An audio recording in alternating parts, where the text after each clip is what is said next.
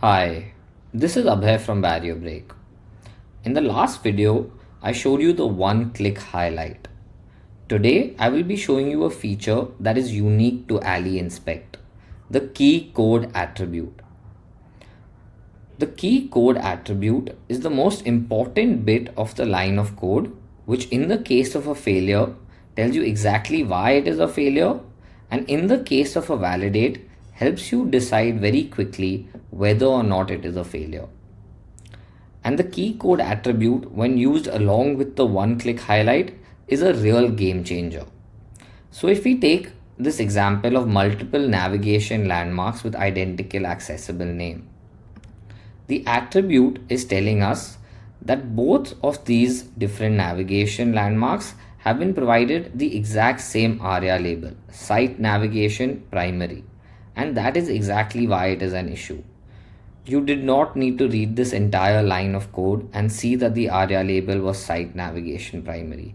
A11yInspect has provided it for you right here in the attribute column. I'll walk you through a couple of more examples where it is very useful. Again, links with identical text that point to different destinations. The attribute column is telling you that both of these readmes have different hrefs.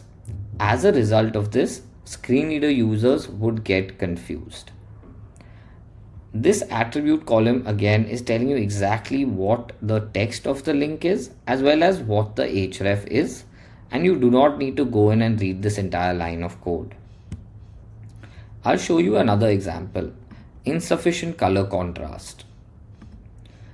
In the attribute column for color contrast, A11yInspect gives you the ratio between the foreground color and the background color, the font size, as well as the exact hex code of the foreground and the background color. So you do not need to go into the styles tab or use a color picker to see what is the exact ratio and why is it failing. In the case of validates, the attribute can be even more helpful.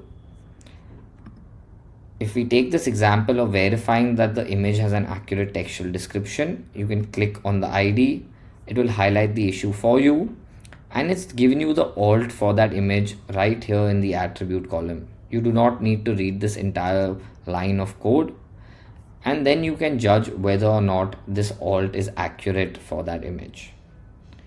So this is how the attribute is really helpful.